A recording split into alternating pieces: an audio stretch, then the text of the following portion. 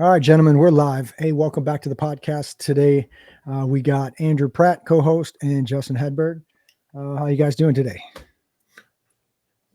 Doing good. Doing good. Good to be glad to be back, man. Doing well, brother. How you doing, man? Good. It's episode 14. We're going to get after it today. This week has been an interesting week for me.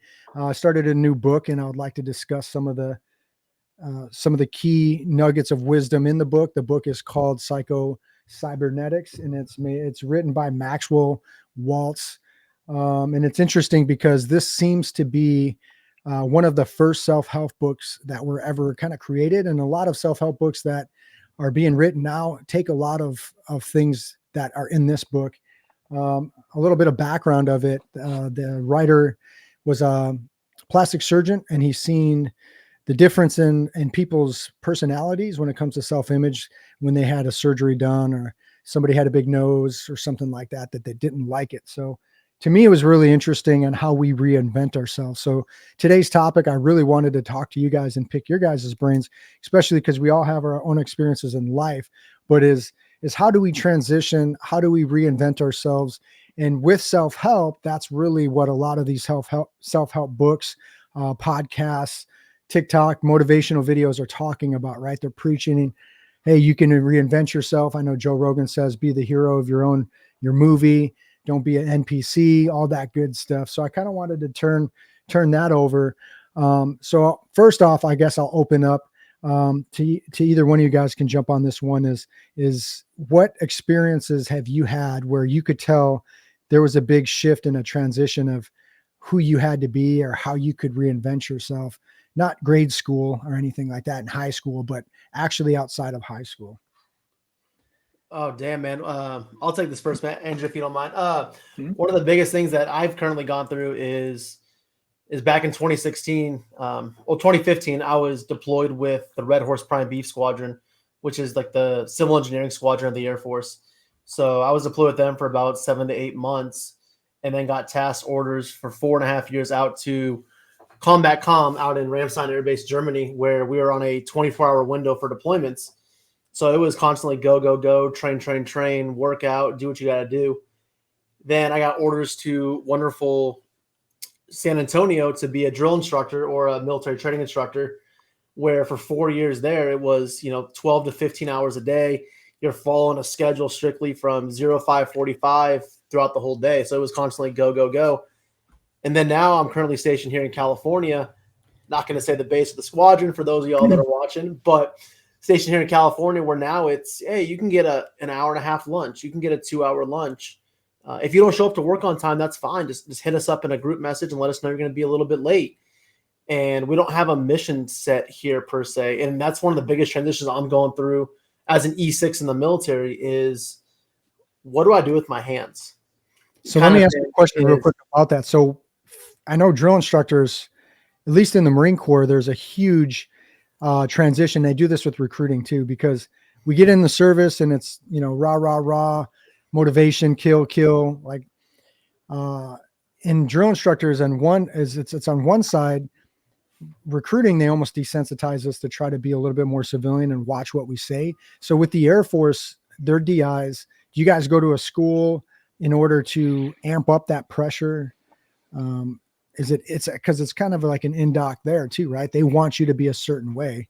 They don't want you to, be kind, polite, and courteous. It's probably like you got to speed move. So what was the transition, the shock between that, and how did you prepare yourself to be a drill instructor? No, that's a good question too, because that was another culture shock to me is being in Ramstein. Obviously, COVID-19, it hit Europe really hard and a lot quicker than it hit the United States. So back in November of 2019, we went into COVID lockdown. So we were teleworking for 6-7 months at a time. And then I got to Lackland Air Force Base in San Antonio, Texas, and they were like, hey, by the way, we don't care about COVID here. You're working 15 hours a day, 6 days a week. So that already for me was like, well, I haven't worked in 6 months technically. That's going to be a rough transition, but no, it's a 6-hour or a 6-week class that we go through where they're jamming, 1,200 pages down. And they're like, hey, study this, learn this, memorize this. This is what you're going to be for the next 4 years.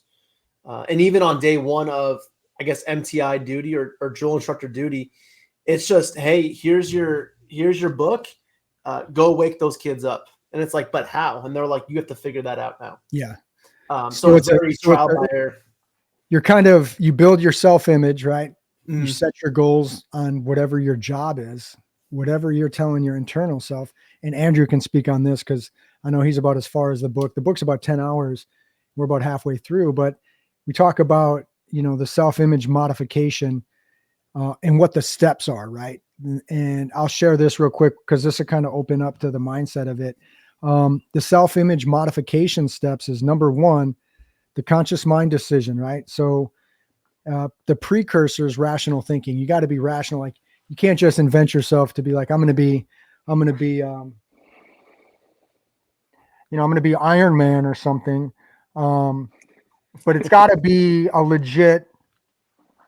it's got to be something that's a legitimate rational thinking. Okay. Otherwise people get kind of crazy, but it's the conscious mind decision. So it's going to say, hey, I'm going to be that drill instructor. And you start to future forecast. And that comes plus the second step is the imagination, right? So it's the imagination. Human beings can imagine and foresight and imagine what they could be. And this is, Andrew, you talk about future forecasting and things like that, right? Putting messages on the mirror. So you got conscious mind decision plus imagination that communicates a goal or a target, right? Your goal would be a successful drill instructor or whatever it may be, right? Plus a self-image, which you're starting to construct that self-image equals the work order or the instructions that our servo mechanisms are going to be able to create. So then we start putting those things in, and it's kind of a weird when I say work order. And I think he also talks about it's kind of like a guided missile where we start to learn faults and we made a mistake here, but then we did good. And that's how we learn, just like computers, to be able to reach that goal or that target.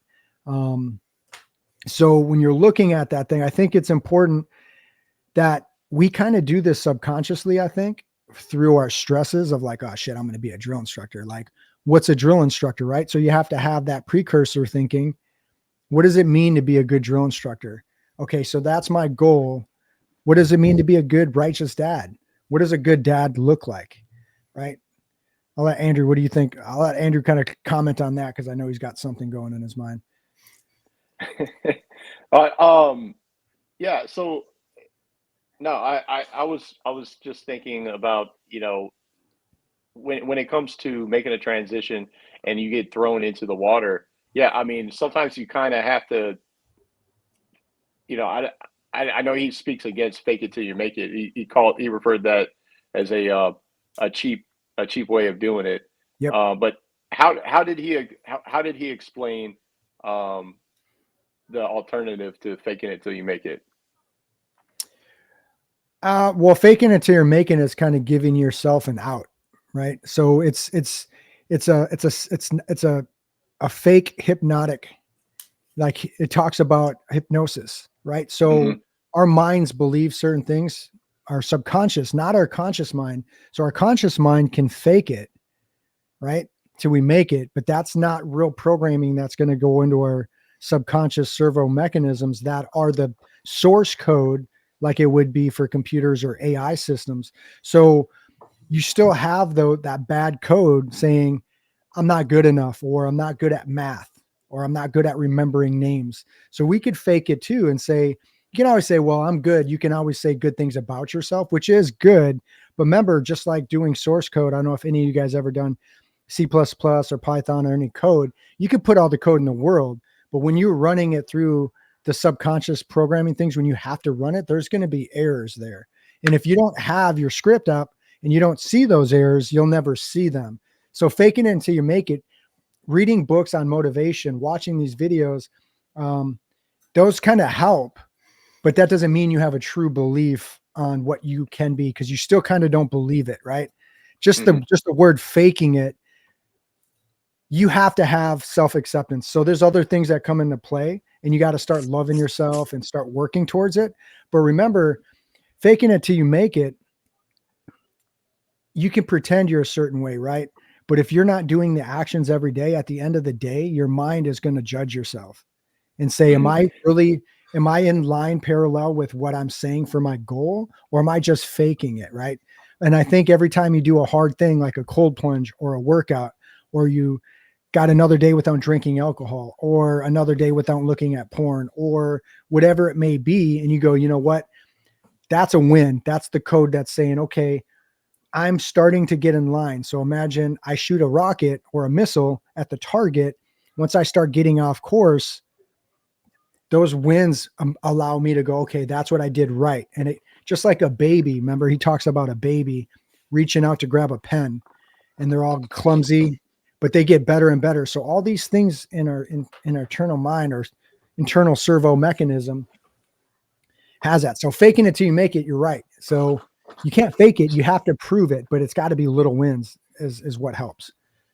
Does that answer your question? I think. I don't know. Yeah. So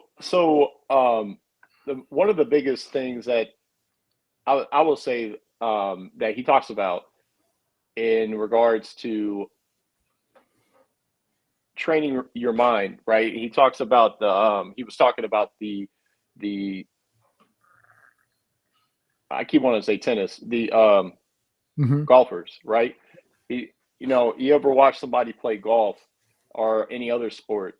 You spend enough time watching it, and then you play golf, you're going to find that you're better at playing golf because you just watched a professional do it, right? It's all about training your mind, and doing affirmations and writing down your goals and knowing what you're trying to achieve, and knowing the type of person that you want to become, and to to really speak about it aloud, and then write it down, and practice talk about it in the present tense as if it's already happened. When you have what Justin was saying, where he doesn't have anything, it's not tennis, right? So it's not a sport, so he can't practice. I guess he could practice being a drill instructor, but he's not going to be able to do it. So what you're saying, Andrew, is understanding the visualization of what it is and seeing it. Is that kind of where you're coming at? Right. Yeah. So, sorry, my mind is off track right now. So what I was saying is that, when you're, when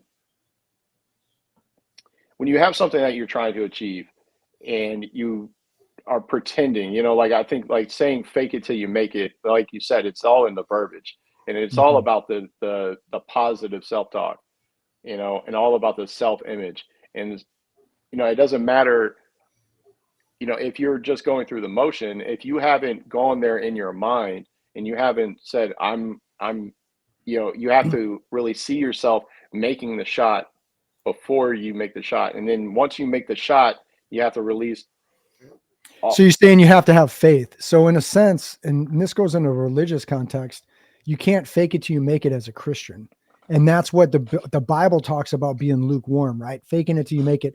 Like, it's good to be a Christian, but if you don't honestly believe in the heart, it's not the same, right? So it's kind of the same in the same sense.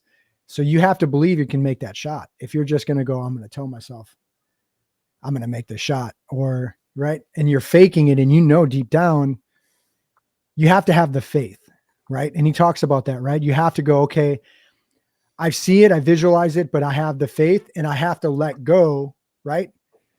Doesn't he say that? He's going to let go of it. And I'm going to let my subconscious and everything course correct whatever issues I'm having, because I can see the shot going to the destination. Just like an archer, you have to have a series of steps, and they do their steps, just like shooting, right? We shoot on the ranges and stuff, play pool. A lot of times that thing that they go through, those 1, 2, 3 steps and let go, that they do every time. The reason they do that is because they're allowing their mind to let go and have that ease. And I think in life, we have to do that sometimes. And in a biblical side, and I know it's Righteous Dad Podcast, I'm Christian. So I believe that a lot of times we have to let go, because those internal stresses at the same side, that disbelief will make sure you never succeed, will make sure you never reach that goal. because you can't fake it till you make it, because the core belief is going to error code every time. So you have to be able, you know what I mean? So there has to be a renewing of the mind. And that's what it says in the Bible. You know what I mean? You have to have a renewing of the mind. And when we talk about being born again and those things, is when you finally completely accept and you get into that error and that code, and you're able to like put a foundation in it and say, you know what? I do love myself because God created me to be divine, right? I am the most superb creation ever made. You know what I mean? He says, why do we look at the stars and wonder at the stars when God has created, the main creator had created something in his image? We must love ourselves and then love each other, right? We should be at awe. We are creators. We can create anything. I mean, for like our military folks too, right? Like this is kind of the same thing where kind of backtracking about 2 or 3 minutes is how do you apply that, right, to your situation, Justin? Yeah. So at least like Gunny and I can kind of relate to this too, is we've all heard of this whole thing called the E4 Mafia, right? The E4 Mafia, for those of y'all that don't know, it's the highest rank you can achieve in the junior listed tier before you become an NCO or a non-commissioned Well, that's like officer. a specialist, right? So the Marine Corps, Correct, we don't have. yeah. We have Lance Corporal Mafia. Yeah, E3. So kind of like that, right? I mean, a lot of the senior airmen that I know, they're the E4s I know in the Air Force, you know, they're like, hey, I want to be a senior airman forever. I'm just going to fake it till I make it. I'm going to get out. I'm going to do my 10 years and get out. Yep. Cool. But then you have the other side of us, you know, our staffs, our techs, or our E5s or E6, E7s, where, for instance, when I made E6, I immediately went out and I bought E7 stripes. Yeah. And I have those E7 stripes and I hang them on my fridge. I know my troop recently, he's going up for E6. He went out, bought E6 stripes. He hung them on his bulletin board at work. And it's kind of one of those things, right? You have to, okay, who am I going to mold after? Who am I going to mold myself after to get to that next rank or get to that next promotion or get to that next step in my life, right?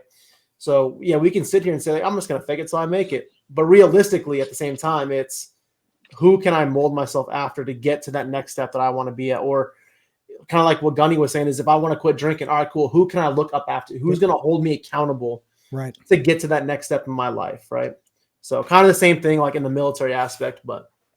No, I want to touch on that because that's a really good one, because in the book, he talks about an analogy of a rock climber and having the courage to do that. So when we have the courage and we talk about those transitions, when you go to E6 or a drill instructor or things like that, you can't fake it until you make it anymore, right? Now you're really going to be held accountable because you have other people that are counting on you, that are looking up to you. So faking it, they're going to see it, right?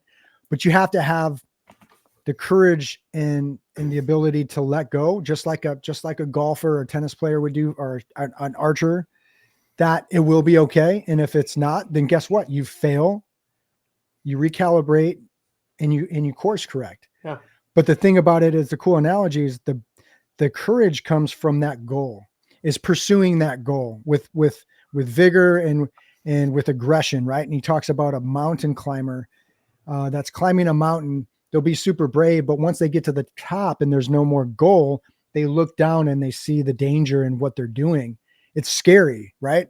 You got to keep your focus on that, because at the same side that you can start self visualization success and using this kind of stuff for your subconscious, the exact opposite can happen if you're watching porn or you're watching things, or you're listening to the media and you're listening to a lot of the manipulation, because it's a hypnosis in the negative side, right? Being around negative people are going to make you negative. Being around pessimistic people are going to make you pessimistic. Like, you want to be, like you said, who can I surround myself with that are going to go, damn, I've got all these people. I don't have to have all the strengths in the world. I think I was talking to you about this, Andrew. It's like building a Madden player and you only have so many attributes, speed, power, and all that. Fuck it, man. Why don't you make them 100% fast rather than mediocre across the board? But then surround yourself with a team that has other strengths, right? That are going to play. And then that's your defense. So that's a good thing too. Cause one of the quotes I heard, I don't want to say quotes because I don't know who originally said it, but one of the things I heard at work about 3 months ago was, if you're the smartest person in the room, you need to find a new room. Yeah. And I was like, I don't know what the fuck that means. I don't know what the hell that means. I was like, and then overall, I was like, you know what? Like, that kind of makes sense. Like, if I'm the smartest person in that room, I need to find not new people to hang out with, but a new room to go to, because we should be lifting other people up with us and not, we should be helping other people grow. We shouldn't always just be like stagnant. You know what I mean? So, but Andrew, I really like that. What's the saying that I said? Change your friends or change your friends. Yep. You change your friends or you change your friends, right? Yeah. And it's funny you said that, because I was just thinking about something I saw online earlier today, and it said, if you're not lifting me up or adding to my life, then you're out of my life. Mm-hmm. So it's just another way of saying it. That saying that the way you say it makes perfect sense. And it sounds really simple, but I really internalize that, because, I like to tell people, you enter the room, you should be the thermostat in the room, not the thermometer. Mm-hmm. Be the thermostat in a room. Not judging what it is. How can I add to it? Not just be the thermostat in a room full of thermometers, because a lot of people reflect energy, and the energy that you give out is what you're going to get back. And if you're the most positive person in the room, if you're the most direct person in the room, and you're giving out an aura of if you're just exuding confidence and knowledge, or you don't even have to be the most knowledgeable person, but if you're just exuding confidence and exuding pleasantries and just lifting people up, instead of tearing people down, then that's gonna impact and be infectious with the people around you. I try to watch out, how I speak in front of my children. I try not to curse. That's huge with me now, man, because they're at that age. Sterling being 3, he's at that age. He copies everything. They're reciting everything you're saying. That's their programming. That's their first years of programming, right? It's like my trainees. 100%. Especially like up to the age of 7, it's just they're just like parrots, and they repeat everything you say. With my children right now, the biggest thing that, I was already doing this, but what was reiterated by this book is the negative self-talk. And I have been drilling my kids about negative self-talk. I was talking to my daughter about opening up my own business. And she said, well, where are you going to get the money to open the business? Well, honey, you put down a down payment, and I'm going to get a loan from a bank. And if I have to get investors, then I'll get investors. And she says, well, I don't think anybody's going to want to invest in that kind of business. I was like, that right there is negative. And, like you have to ask the question in a different way. You say, who would invest in that type of business? Not, I don't think anybody would want to, because that's self-limiting. Yeah. You have to catch, and I'm catching my kids saying self-limiting things, oh, I'm so stupid. No, you're not. You're not stupid.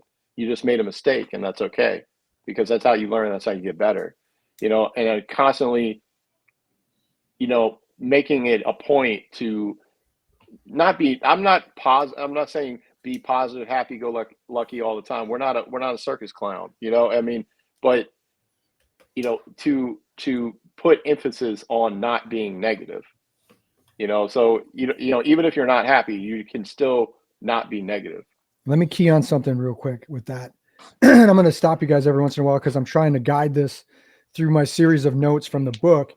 But I want to talk about the self-confidence, the bad talk, and how we get success and what the little things do, but then turn it back into what we were talking about with children, with training at that certain ages. And then also what Justin was saying is they're just like trainees, because they're reinventing themselves at the early stages of a new self-image.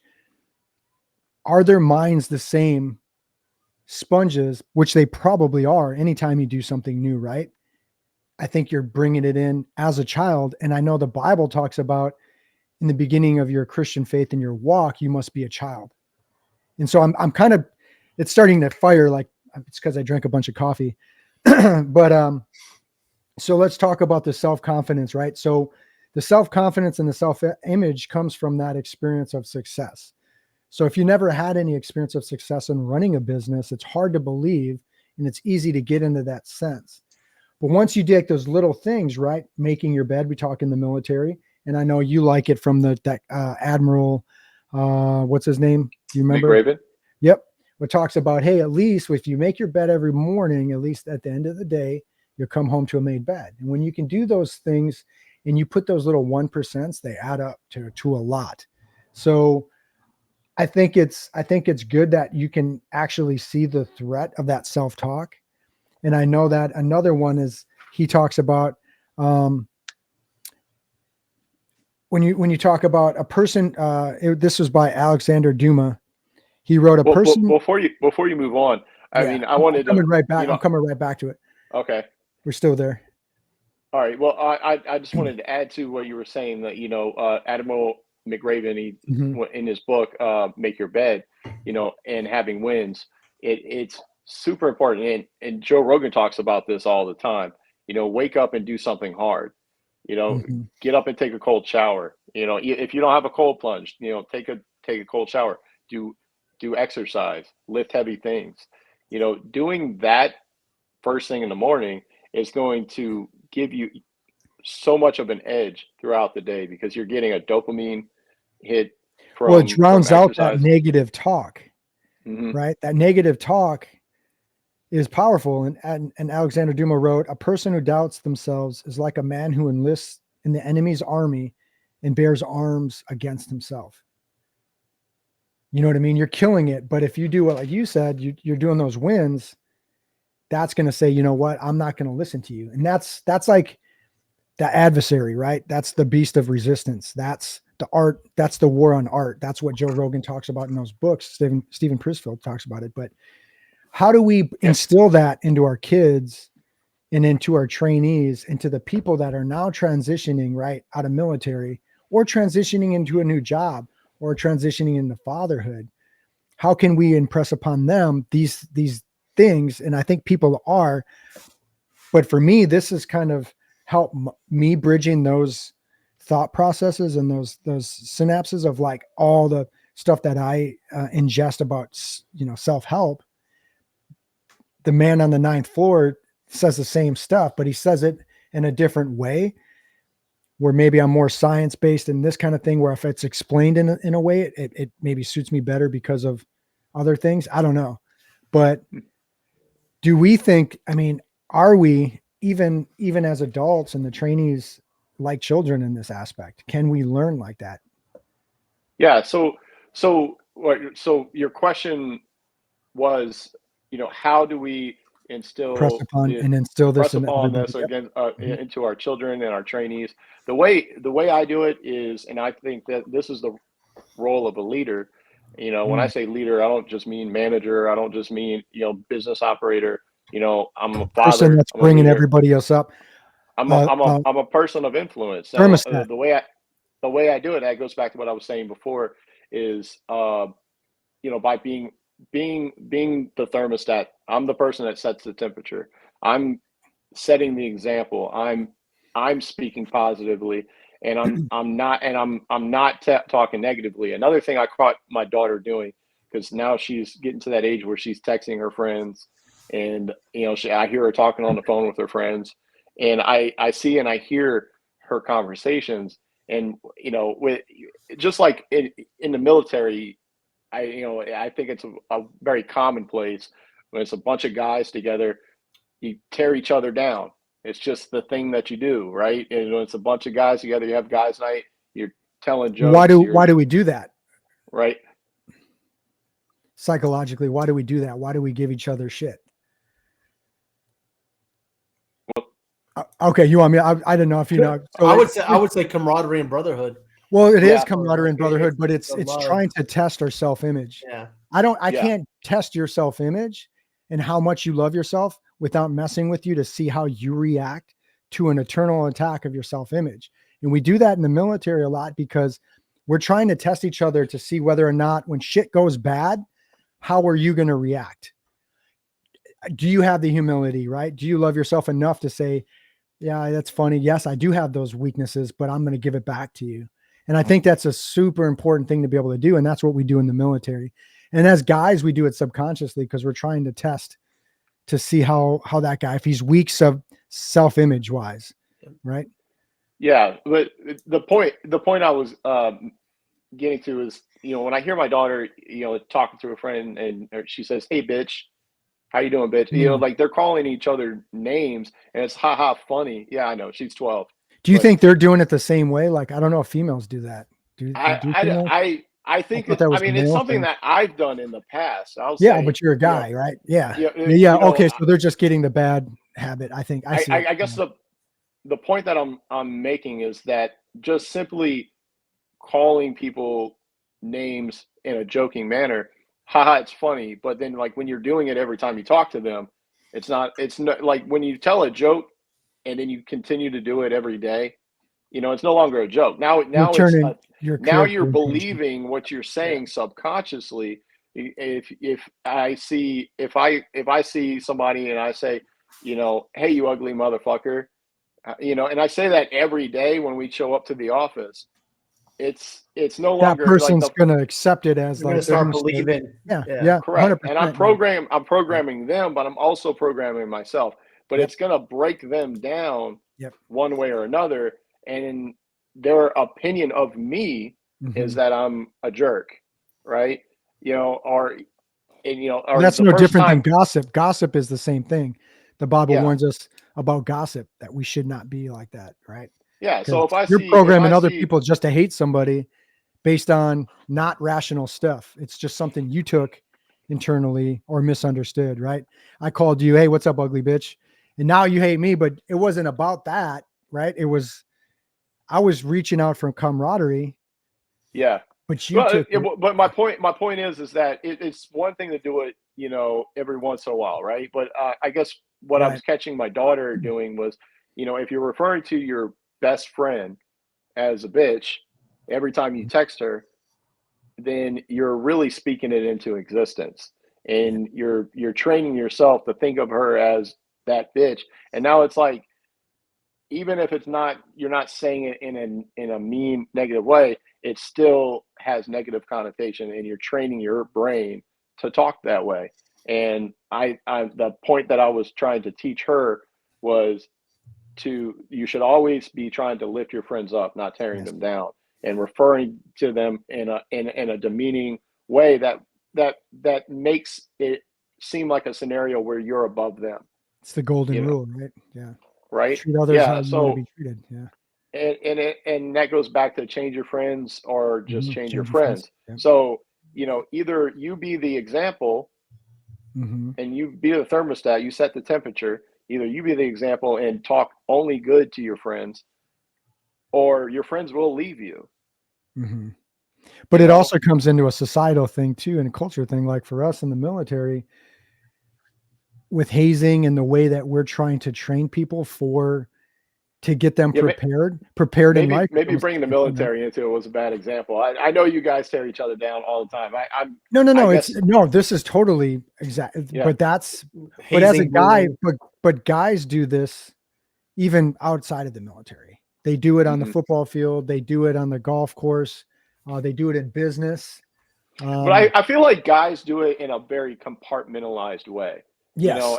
If I'm with you in the bar, I feel like there's a different version of, I don't go to the bar, but I guess if we're on the football field, that's a different version of me. That's hyper. If I'm a hyper competitive alpha male and I'm on the ball field, that's a version of me that's going to be different than, sitting in the office. That's going to be a different version of me than sitting in front of my kids. I think that is a big difference with men, is that we do compartmentalize, our behaviors according to where we're at mentally or what we're doing. If you're, because the way that you conduct yourself with with your guys when you're doing, whenever it's appropriate to do hazing activities, it's not the same as when y'all are doing your actual job, right? You know, Yeah, but what I'm trying to key on is how do we as leaders lead in a way to prepare them for the rough parts of life without going too far in hazing and breaking their self-image, their incorrect way. And a lot of it was like, the drill instructors in 2004 when I came in were getting us ready because 99% of us were going to Iraq. So that thermostat went up from 95 degrees to 140 real quick, right?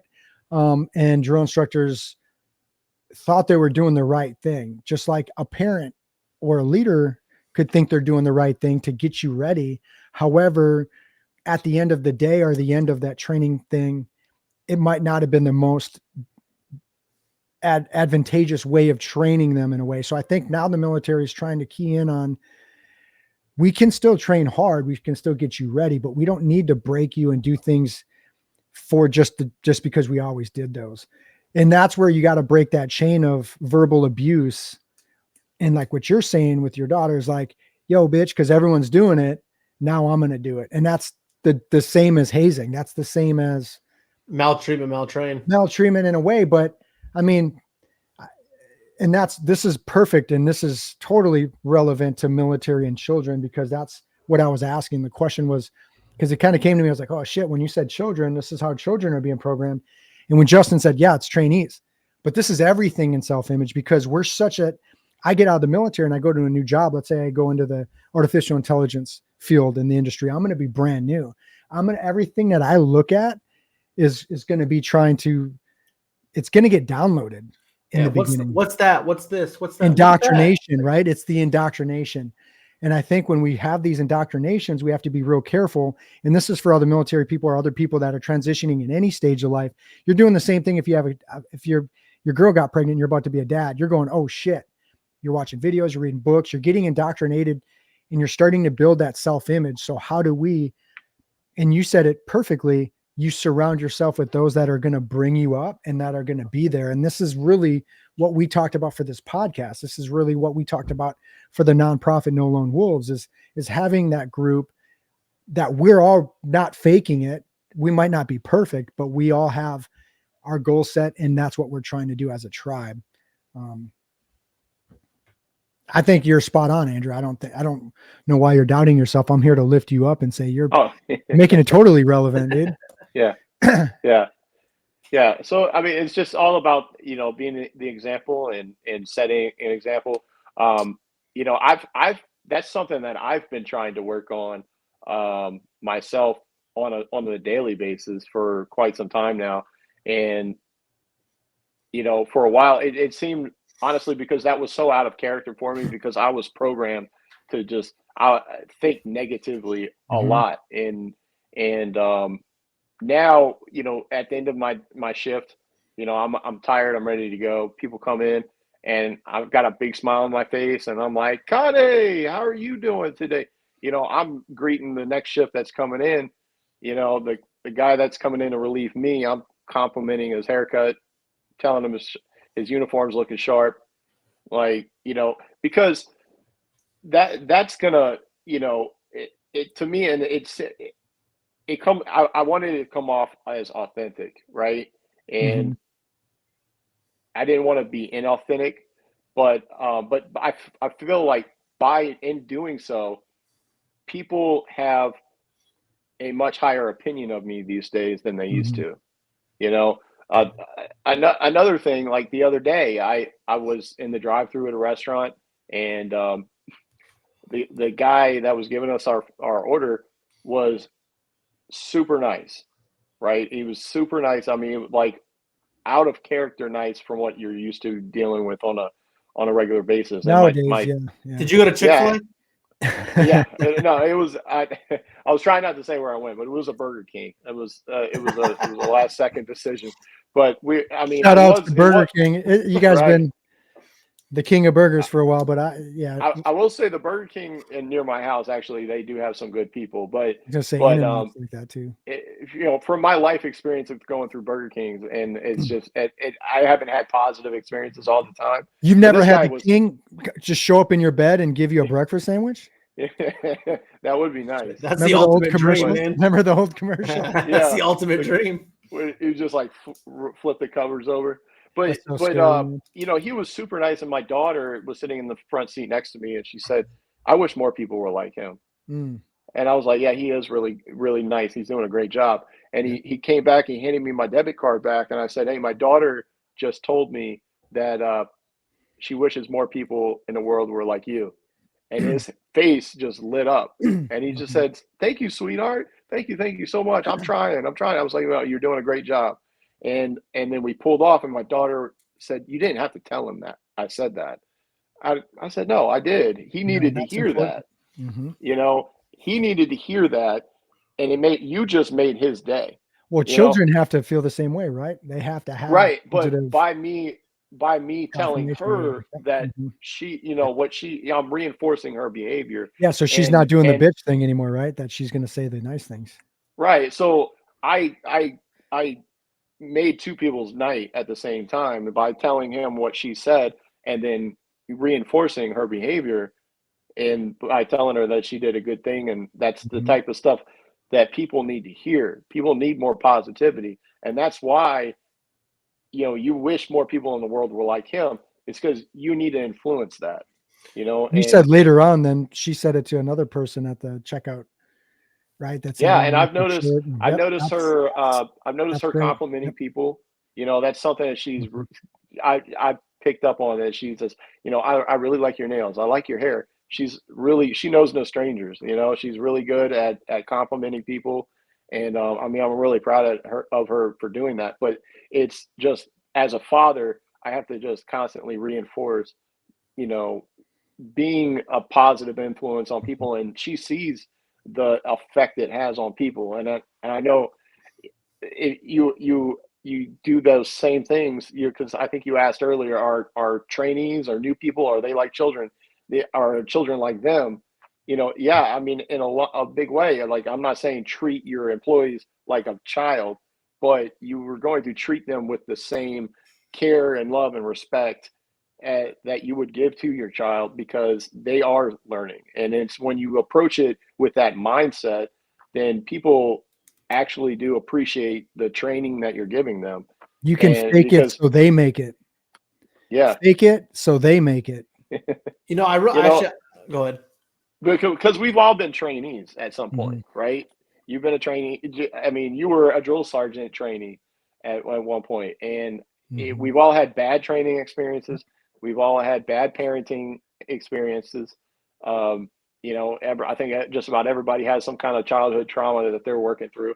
Mhm. But we all know what it's like to get good training, and we know what it's like to get terrible training or no training at all and be thrust into something and handed a book and said, now go do it.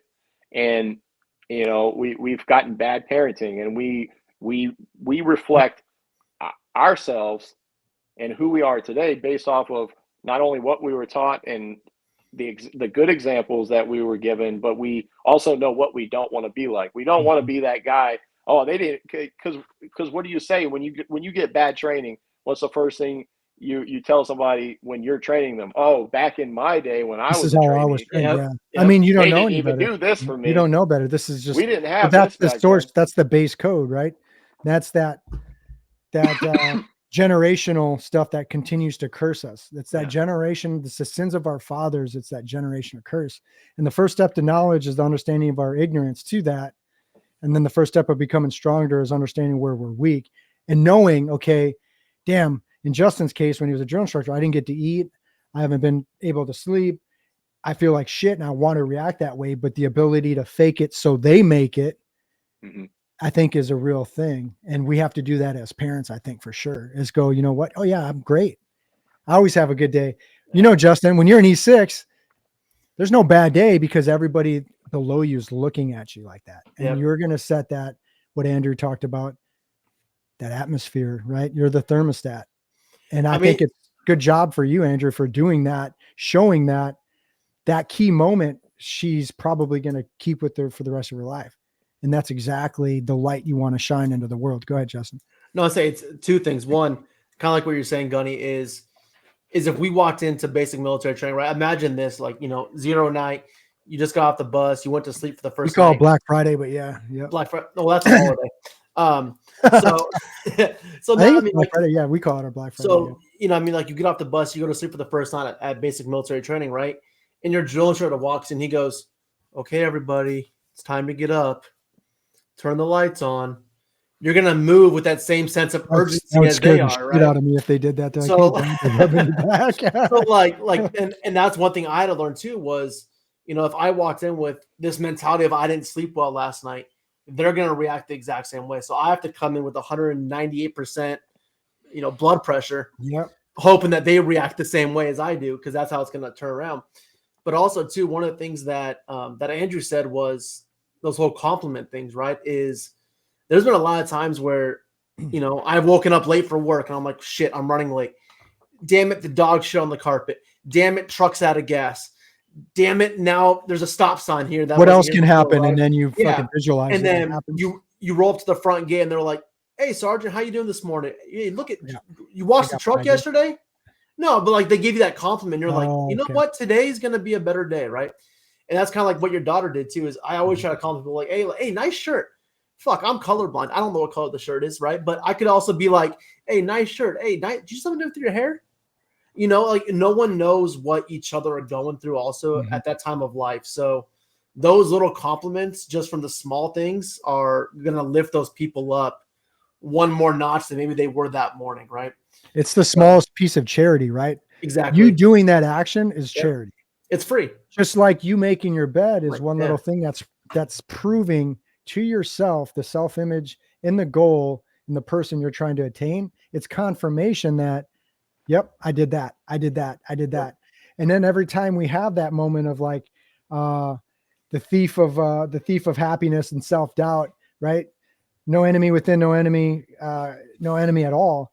In the critic, right? So we're our own self-critic, but every time you have those wins, you can kind of stop and you should be able to look back and remember those wins. It's not a fake it moment, but remember like, hey, I'm strong enough to go. And I think a lot of times we forget this. I know for me, I do it all the time. Yeah. My self-image that I'm battling with every day was the things that happened in my past, how I used to be, where I didn't care about school, getting in trouble, graduating from an alternative learning center. My Scoggin side of the family, my mom's side, people not graduating high school and college. Oh, I'm a piece of shit. I'm not smart enough. You know what I mean? And then, but the great thing is I joined the military and they start refocusing that image. And through those little wins, sometimes I still got to go, damn, I've done a lot of stuff. You know what I mean? And I don't stop. I don't sit there and keep looking down at the back of the mountain of where I started, but just understand like I can get over this other cliff. I can get over that. But the charity I want to hit is massive tool for self-improvement. Having that charity is what's going to help your self-image and then in the respect for others. And then when you feel charitable for others, you feel that for yourself. You give yourself that like you just talked about, Andrew, you feel good because not only did you done it. That's like the best thing you can do is one, you're charitable on one thing and how you're treating, and that person's doing it to you. You start doing it and then you show your daughter and your daughter says something. So there was like a three-way circle, you know what I mean? That built everybody's self-image up. And I think that's an awesome story. It doesn't have to be, we stormed the fucking beaches of Normandy.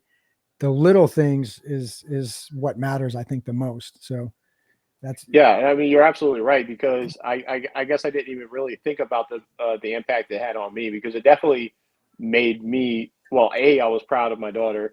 B, it made me feel good to give somebody a compliment.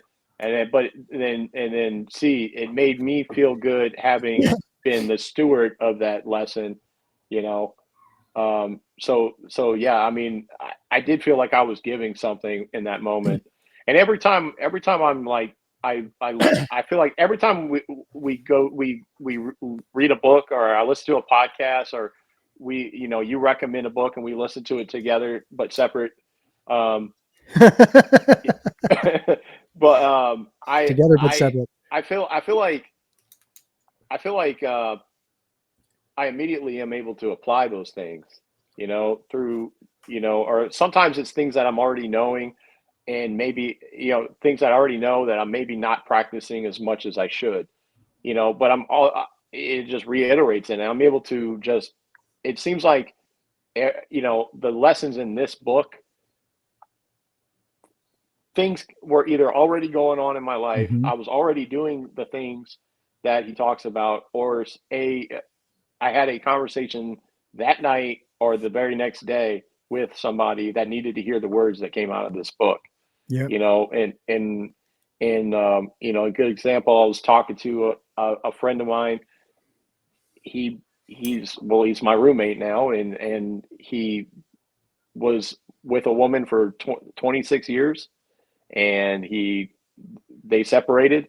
He came to live with me, and we've all been there. And yeah, I mean, he was at a low point in his life. I Mhm. mean, it's probably the lowest. I mean, we've all been through breakups. We've all had low points, but he's been living with me for not going on 9 months now. Mhm. And I was talking to him. I was helping him with some things. And I said, "So how are you doing?" And he said, "No, man, my anxiety is it's just the worst." That, I was like, "Well, I thought you were doing better with that." He said, "No, I just can't get over it. I'm too old. I'm never gonna be happy again. I'm never gonna find somebody. I go out and I look. I meet people, and I know they're too young for me, and they're not gonna. I'm not good enough. I'm never gonna find somebody to replace her. I'm never gonna be happy." He kept saying, "I'm never gonna be happy again." And I had to stop him right there. And I said, well, I didn't stop him, but I told him, I was like, "You're right, only because you keep saying that to yourself, and you keep reinforcing that. And that's why 9 months later, are still in the same exact mindset that you were 9 months ago. You're just as bad today as you were 9 months ago. And you have to change your self-image. You Yeah, have to he change. failed to have the wisdom to look at what he was doing wrong and what his weaknesses are. The You mentality. can't love yourself until you get over that. What was the failure? What was the course direction, or course correction, I should say? So what we talked, what I told him, and it's straight out of the book, is first off, you have to be happy with yourself before you can be happy with anybody else. So stop focusing on finding a replacement for her, Right. and focus on Fill in the hole that's within yourself. Yeah. Yeah, you have to correct, and it starts with the negative self-talk. It starts with the words that you're saying out loud. Because if you're saying, I'm not happy, you're gonna not have a good day, because you're not gonna be happy. You're only as good as the words that you speak. And it and so and you know what, I'm trying to remember if there was anything else that I added to that, but it speaking positively influences, because we hear the words coming out of our mouth and our subconscious. Our subconscious is what controls our conscious brain. So if you're programming that computer that you were referring to, the back, which is our subconscious brain, we can't even really see what goes on in our subconscious brain, but we're programming it with our words.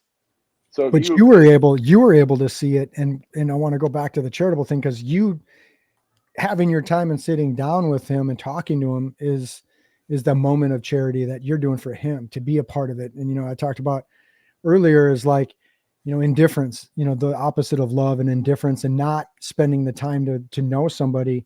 And in the book, he says charity it doesn't have to be transactional. It doesn't have to be back and forth. It can be that one thing. And a lot of times you look at the character of a person is when they do something with no payback, right? But that is the most selfish thing you can do, is be a good person like that, because what it's doing is building you up, and you're reaffirming the highest possible image of yourself, is that can create light in the world and help everybody else. And that's what I think we're created for. But Maxwell says the prescription is, one, you gain insight of a person, which you did. You asked them questions and you tried to understand it, and you tried to empathize with them and think about their needs, their thoughts, and have empathy. And the third one is act as other people are important. We have to do that. And if you don't do that with your friends, you don't do that with your community or people that are in need, you have all this knowledge, right? You're going through this journey of self-discovery, of self-transformation, and we're all transitioning all the time, because that's the great thing about being a human being, is we can create ourselves, you know what I mean, or recreate ourselves, but we have to be able to be there for the other people and accept who we are, because we're who we are. We can learn new habits, but God created you, and people might not believe that, but God created you in his image with more than you could ever imagine. And Dr. Jordan Peterson talks about sin as missing that mark of what God created you to be. Les Brown and other people said, the worst thing could ever happen is you being on your grave bed and there in front of you are of all the people that you could be saying, you could have made us a reality and you could have made us alive, but now we're going to die with you. We talked in a different way of what is that tack between the day you were born and the day you die? What have you done? What does that tack mean, right? That space of that time, but how will you be remembered? So I think as we do this, I think this is the greatest call as to how do we bring people up to be that right person. And that's like saving the soul. That's everything. I see all this stuff now where it's all becoming right. What this is saying, it was just a long time ago. All these keys nuggets, that's the golden truth of what it is. Justin, it sounded like you had something you were going to chew on a little bit. No, I was kind of going off of what Andrew was saying too, is identifying the root cause of stuff, right? Hey, yeah, I went through this breakup. Hey, I went through a divorce. Yeah, fuck. I mean, I've been divorced twice now. But why? And it took me a long time to get used to, because as a drill instructor, that was one of the things they keyed on. Hey, well, why did your trainees mess up? Well, they just did. No, but why? Did you instruct them wrong? Right? Did you instruct them wrong? Did you do this? Did you do that? I'm like, it's not my fault. It's their fault. I told them. Okay, but why did they mess up? Same thing. Hey, my wife and I got into an argument. Okay, but why? Mm-hmm. Well, she wasn't listening. Okay, but why? Did you not explain it correctly? Were you drinking? The ignorance. If you don't understand your ignorance. Exactly. And I think that's the thing too about trying to get over situations is it's dumbing it down to the root cause of why did it start in the first place? Why are you drinking? Why are you depressed? Yeah. And I think a lot of us go through that, not necessarily drinking, but a lot of us have gone through with arguments with girlfriends, fiance, spouse, boyfriend, girlfriends, whatever the case may be, we've all been at that point where we start arguing, and then 30 minutes into it, or even let's take this podcast, for example, 57 minutes in, we go, what the fuck are we arguing about in the first place? Mm-hmm. Because now you've gone down this rabbit hole of just random crap, when really the whole thing could have been done with communication through there's 5 minutes, right? Yeah, it's the same thing as having a conversation. You got to stop every once in a while and be like, Are we going right down the right path? Yep. Or how do we bridge these concepts? I think that's where you get really good. And I'm trying to get better at that just on this podcast for those that are listening, to be able to go, what the fuck are they talking about now? Right. Yeah. Because we have a lot of things to say, right? Our subconscious is really trying to share these things.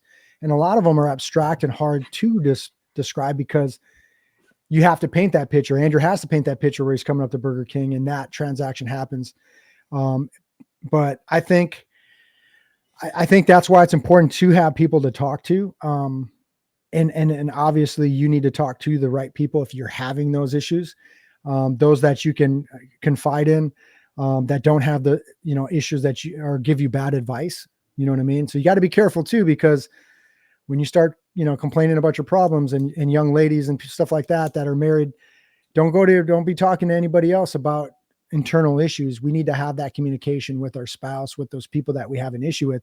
And I think that's the hard thing is having the humility to just, if you have a problem with somebody, pull them outside and be like, look, man, we got to talk about this or whatever. And that can be very difficult at times, for sure. So, I mean, I just went through this literally last night. If one of those two people happen to watch this video, I apologize ahead of time.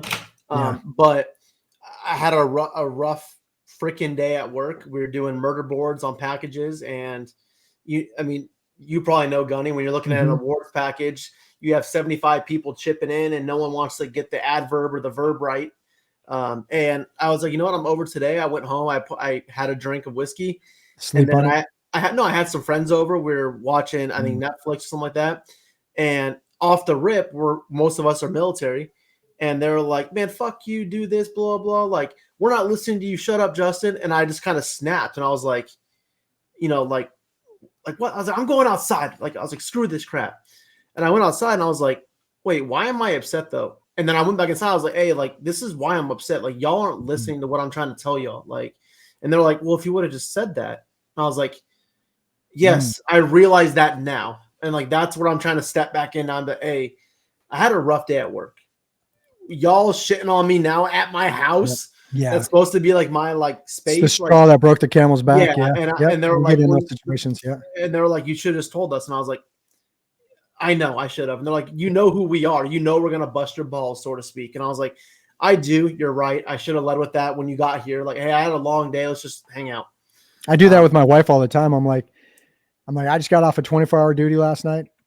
Literally, I had the kids a couple of days before while you were doing some things. I'm like, I got to go to Yuma tomorrow. I still got my, full-time school stuff. I still got all these other things that are stressing me out. And she's like, hey, let's go to this, this little street fair thing. And I'm like, look, I'm just going to be straight up honest. I can't do it. You know what I mean? This is my therapy right now for just being able to talk about the things that are going in my mind this week and the things that I'm learning to cement having this conversation. But yeah, it's important to be able to have the courage to say no or to say stop, because in the book he talks about it too. And Andrew can contest to this. Is like, there's a lot of things that happen that we are bringing in as receiving the information, which is not reality. And that's why they talk about that stuff with the prescriptions. Is it's got to come from rational thinking. If you're going to create your self-image or how you're going to react to a thing, it's got to be rational. It's got to be, you got to think for a second, why did he say that? Because that person might have blown up like you did, right? So they would have took it totally out of context or out of understanding. And I think that's what we do a lot of times. And a lot of marriages is the same way. And that's why communication is so important. I'm reading a book and it's like how husbands speak. And I'm trying to have my wife read how wives speak. But she read, Proper Care and Feeding of Husbands by Dr. Laura Schlesinger, which was a good book. But, and we communicate different. So. Well, I'm going to have to listen to this book. What was the book called again? I know you put it in the chat, but for those of them that are listening. Cybernetics, about halfway through. And it's, just half of it we can talk about it this much. It's but very content rich, that's for sure. The importance of goal setting and transitions is the main the main key thing that I wanted to talk about with it. And I think we hit a lot of the things and the little subcomponents of what it is that to help recreate that image. But when you're going through a transition, another thing he talks about is spend that time thinking about it. Get into quietness. For me, I go to bed and my mind is still racing 100 miles an hour. And I have all kinds of like problems that I had throughout the week that are my subconscious is trying to solve. And I find myself like within a moment of insomnia where I can't fall asleep. Get up and start writing those things down, or tell yourself this is kind of almost fake it till you make it kind of woohoo theory, but tell yourself, I'm going to solve this problem tonight in my dream. And a lot of times, like Thomas Edison and all these people and creators in Tesla, Nicholas Tesla thought that they were pulling some from this Ethernet or this way of knowledge, right, Andrew? And the Man on the Ninth Floor talks about it as well, but in more of a mystical way, right? But that's what it is. We're finding that's the case. So think about, okay, I'm transitioning. Start having those thought processes of like, for me, I'm getting out. I'm trying to apply to the USC for a master's. I'm already thinking about how I look, how I'm acting, myself graduating and getting that diploma. And you brought it up, Justin, earlier, is like, you got that promotion. All right, now I got to prepare for the next thing. Right. And we talked a long time ago, episode 2, Andrew, about goal setting, what Jordan Peterson talks about. Set the most extreme goals, and all that work that you did, you can look back and say, I'm getting closer and closer, and it's worthwhile of the suffering that I'm dealing with now. But remember, the obstacle is the way. All of this building us who we're going to be is the way, and we got to continue to do it. So we got to continue to look out for each other when we're transitioning, because those are going to be the key moments of weakness. That's the key moment you brought up, Andrew, of your roommate. That's a transitional moment, man. He has his main confidant, his main reason for living, in a sense. That's a very big hole of that transition, and he can fall into that dark place. So what I wanted to talk about this whole episode was is how we could be there for each other. Well, go ahead.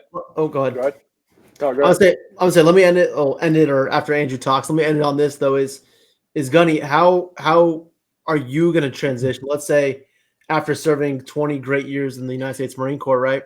What's going to be your transition going from, Specialist Scoggins or Sergeant Scoggins or Gunny Scoggins? How is that transition going to go? Let's say when you get to USC and everyone's like, "Hey, Brian, how are you doing today?" Mhm. How is that transition going to be where your first name for 20 years was Sergeant or some sort of rank? Mhm. Now you're going back to Brian. How is that transition going to be for you, do you think? Well, I think it's a good question because a lot of times with the military, I think no one is going to care about my stories of those 20 years as a uniform member, right? We can all say how many awards we got, what we did, and how cool it was in those fitness reports and those reports. But what I've been doing is kind of cheating the system in a sense is I've been trying to build other self images outside of what the military was by itself. For example, doing martial arts was something that I know in the martial arts world can never stop, right? The path is forever with jujitsu, and I've been doing that for 15 years. But you find yourself getting into those ruts even within jujitsu. Oh, I'm only a white belt. Or I start comparing myself, oh, I'm a blue belt. I'll never get black belt, right? So in that sense, that's a way of how the world works regardless, but that's a part of it, right? But then also I'm going to do other things. I'm going after my image of getting my degrees, having those goal attainments outside of my education. So that's another thing that I can look back. So now I have, okay, I'm a martial artist. I do jujitsu. That's what Brian is. His self-image is he's strong. He's going to show up. He's pursuing knowledge all the time. And then another one is with this podcast, a whole nother one. How much does that affect your self-image? Who do I have to bring to the table and how do I have to be? That person is already there. Now I'm just doing it, showing it, and I'm going through the repetitions just like a martial artist to prove to myself that I have what it takes and I can continue to grow in this field of podcasting. We just opened up the No Lone Wolves, right? So that's a whole nother thing as the business side. Okay, now I could talk about it. I can watch videos and I could talk about who I want to be in myself. And I can imagine myself, okay, man, Elon Musk, I love his videos. I want to be like that. I want to bring light to the world. But now I have to do the repetitions. Now I have to fail. Now I have to get hurt. Now I have to make mistakes. Remember, everything in our self-image, we are going to make mistakes. We're going to feel inadequate. And then the last thing I'll say is I'm surrounding myself with people that are in that pursuit of that next stripe, that next belt, promotion, whatever it is, and that I can talk to about those things. And that brings me a lot of joy. Because I feel like I can share things. So I think with my transition, I can hang up one thing, but I have so many things that now I can start to focus on those areas that are getting a little bit weaker, right? And that's how I kind of looked at it. You know what I mean? Yeah. So you're saying more just kind of just to recap is for these possibly these junior enlisted airmen or soldiers and our non-commissioned officers, senior non-commissioned, even our officers, our FGOs, CGOs, etc., is build that name outside of what we wear every day. Anything. All of them can't be the sole thing. It's got to be every one of us is built and unique and creative, and we have to start to allow ourselves compassion to those areas. If you're new to something, allow yourself the compassion that you're new. You're gonna suck, but have the aggression and it's the way you look at it. Andrew brought it up, is how you perceive it as a child. Like the Bible says, you must think as a child. You must have the curiosity as a child. Remember when we're first doing something and we love it and we're playing, you have to have that mindset as a child, that vigor, that enthusiasm, that feeling of joy, the feeling of fun, and allow yourself to have that. I think too much we go, oh shit, we sucked on these self-image things as a Marine. Maybe you weren't a good Marine. Maybe you weren't a good airman. Maybe that wasn't really the thing that you shine the most. It doesn't mean you're a shitty person. It doesn't mean anything. Maybe you were a bad boyfriend or husband. That doesn't mean you're a bad person. It just means that you need to focus on those things that you caused errors and then reinvent that person in that capacity. Maybe I was bad at that tournament. Well, I learned a lot from that tournament in jiu-jitsu.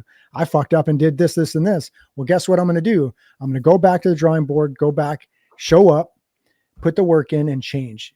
you have to accept who you are as a person and give yourself that forgiveness. For me, it's going to be bittersweet in that transition, but I have so much more to look forward to. But that's because I'm still looking up the mountain. I'm not looking back. The Marine Corps retirement's not the top of the mountain for me. And you have to feel that same way on everything. Justin, it was a perfect analogy of bringing it up. I got promoted. I got my day. I got my award. Happy birthday. But guess what? Tomorrow it's not your fucking birthday anymore. Tomorrow it's on to the next thing. Cool. Put that shit in your closet. Good job. Now it's on to the next thing. Thanks. Andrew, you got something you want to? That was a great question. Thank you for that. Yeah. And that goes right into what I was about to talk about, but Brian, let me ask you. So when you're looking up at that mountain, as you described it, and you said, I'm looking towards the next thing. And I know how I think about it, but I'm curious on how you think about it. Do you have your mind already made up? Like before you get there, you already know where you're headed, and you know that, like you see yourself there, or you just know, like, well, I don't have a choice. I'm going there, whether I like it or not. It's inevitable. How are you thinking of it? Yeah. So I look at it in more in an optimistic way, and it talks about in the book too. And I've done this even before, because there was another book, Zen Body, Being the Enlightened Physical Grace, Power, and Skill. And the guy does the same thing. It's the visualization. And a lot of sports coaches and stuff do that. Vince Lombardi and stuff, they were doing the same thing. What I do is, like I said, with like graduating and do those things, I try to do it like a movie. Like, how am I going to feel? How is it going to look? And that at night, when you have those visualizations, it's that alpha wave pattern. Your subconscious is going to start putting things into place. Like, they know, like, you got to do this, and they're going to make it a priority. And this is where the guy on the 9th floor, the author, talks about the universe starts to like move for you, because it's a cause and effect, right? So you got atoms in quantum entanglement. It almost becomes that mystical where you start to see it.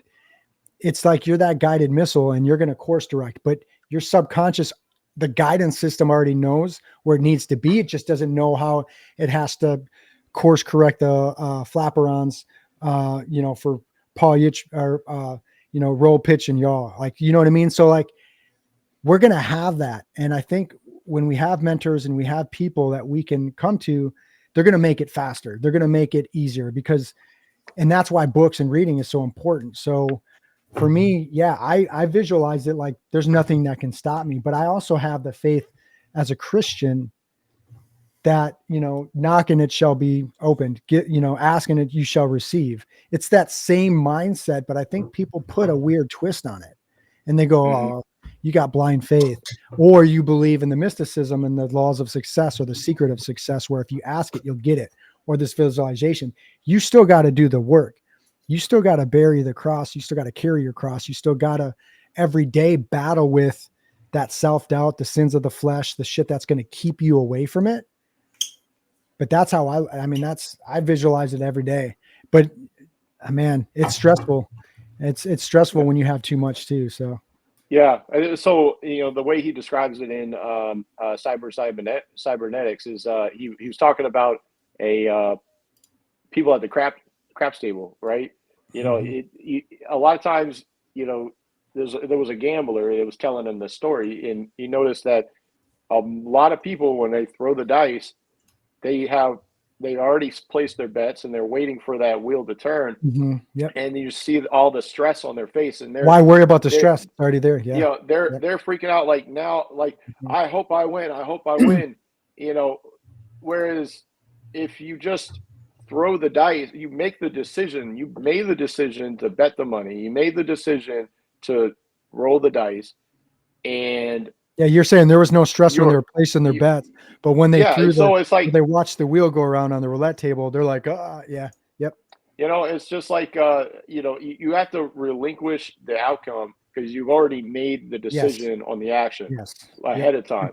It's just like the difference between, we've seen the golfers who snap the golf club in half when the ball doesn't go where they want it to.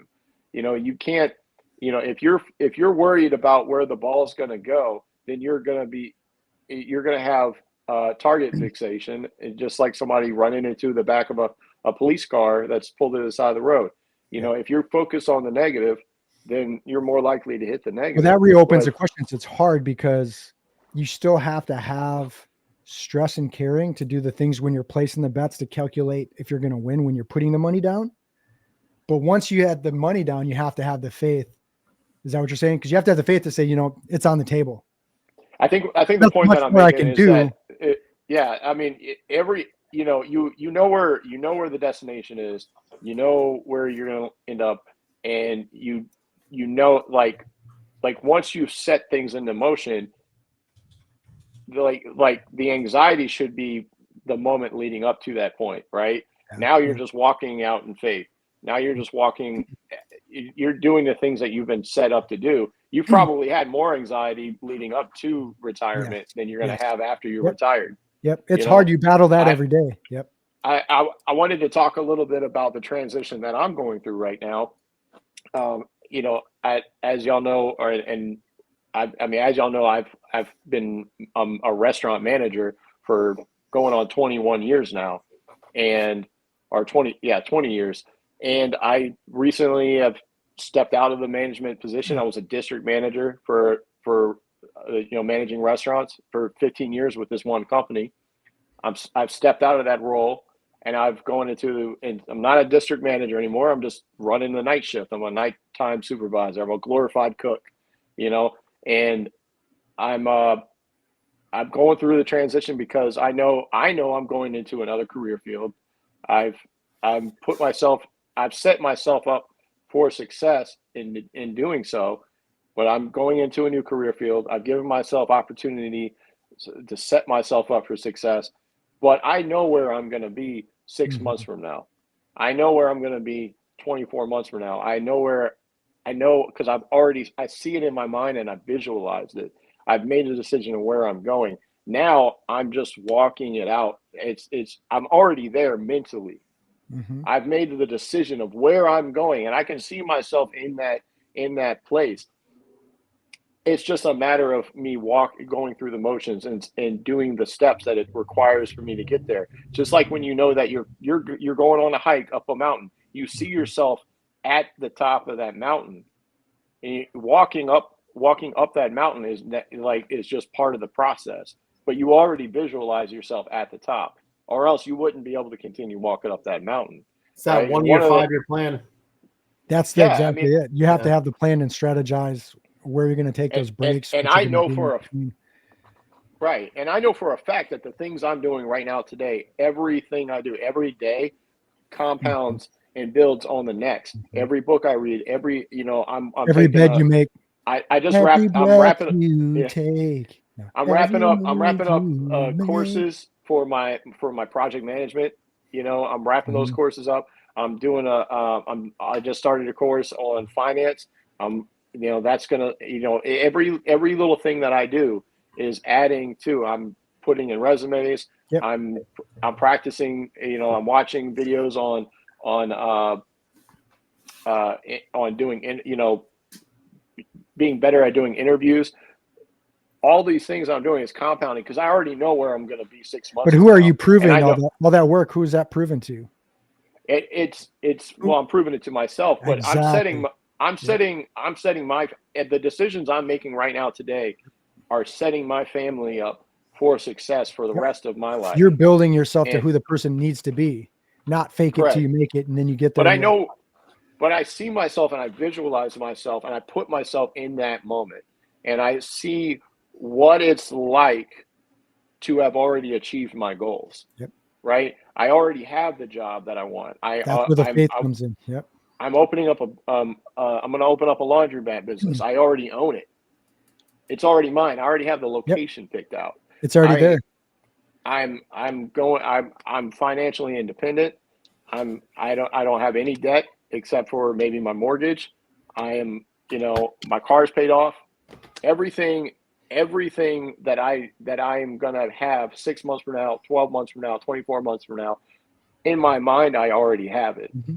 And I'm just doing the things to get myself to the top of that mountain. I'm walking the hike You're right bearing the now. cross. You're And one of taking the practices that I've just started, just to reinforce the mindset that I have, is I started scripting.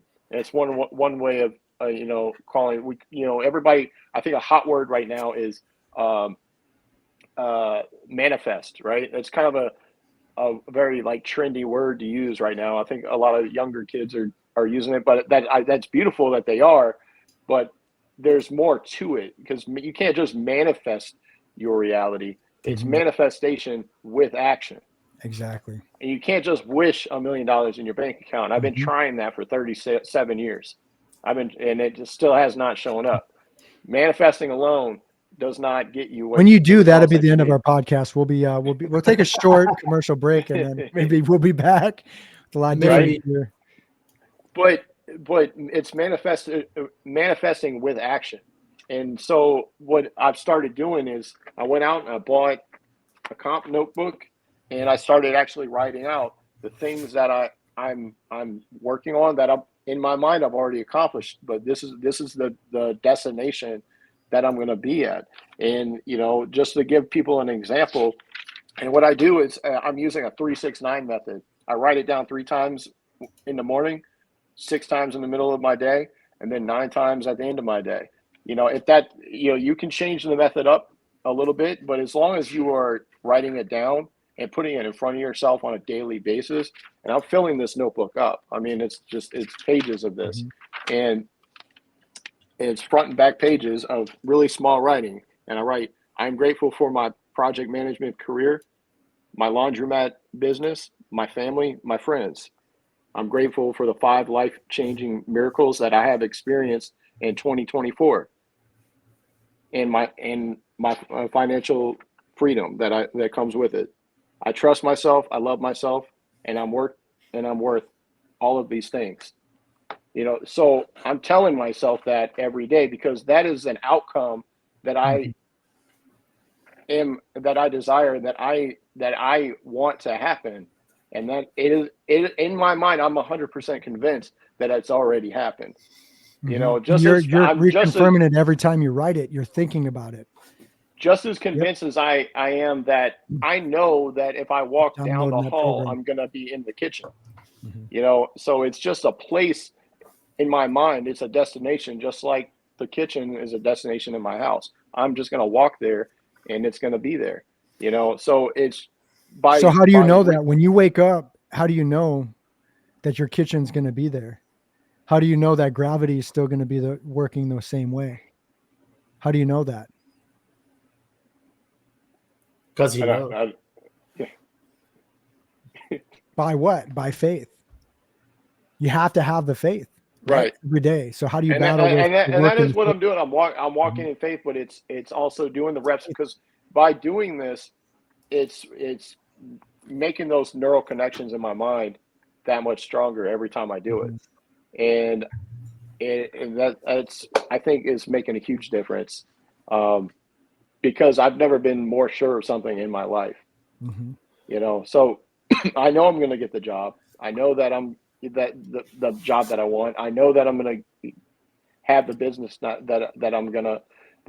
going to change the course of my family's life.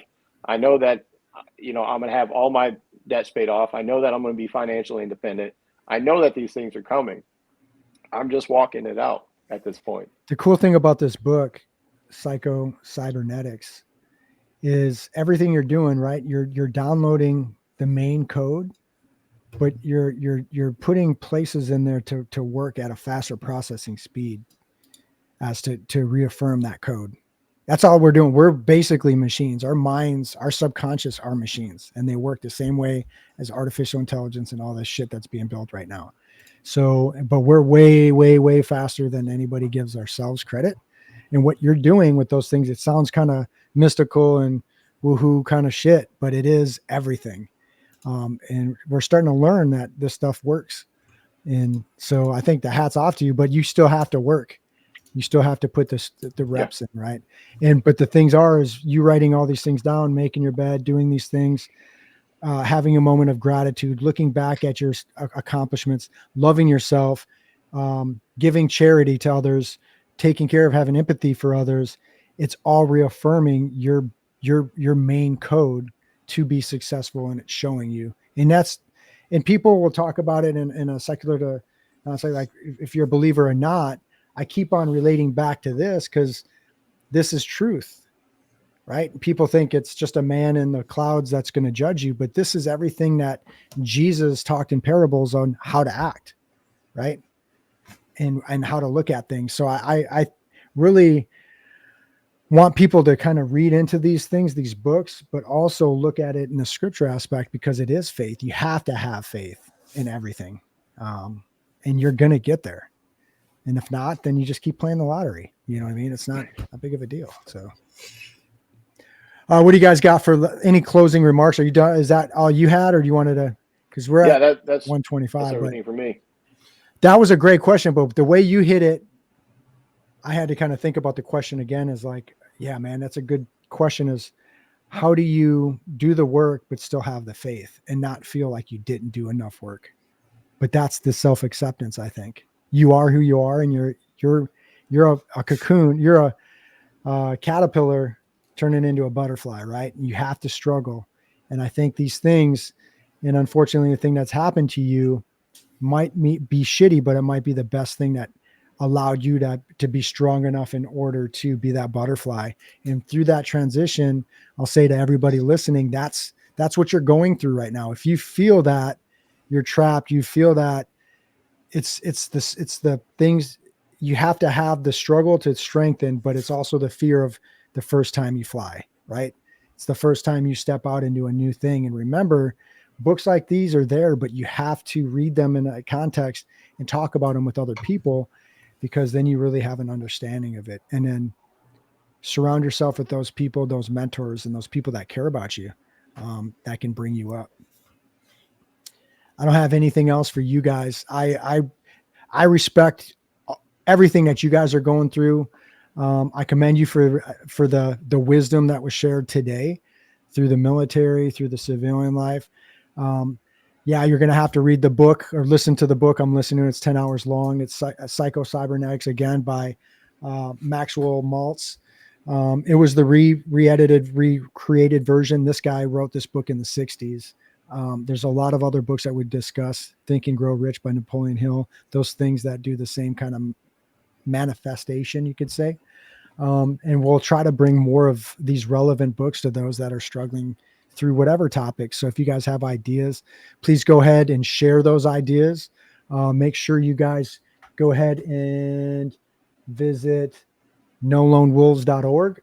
If you want to get some more information on joining a group and a nonprofit that's main mission is to help each other through transitions and through military. We're trying to fight off the suicide and the homelessness stuff through helping people climb the next mountain.